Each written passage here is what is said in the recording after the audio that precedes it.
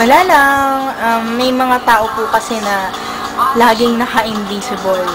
Ayaw lang po yata nila akong ka-chat. Ganun po ba yun?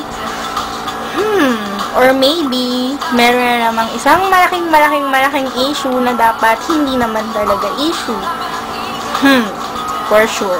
Totoo yung sinasabi ko. Diba, bes? Wala lang. Miss you na. Tapos, sasabihin mo pa sa akin na hindi ka pwede sa May 8. Kaya yun. At ito pa ang isa.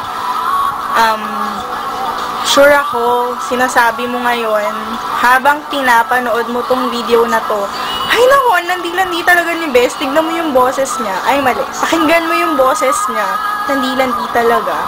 Fine, alam ko na yun. Alam ko naman yun yung sasabihin mo eh, as if naman na hindi kita kilala.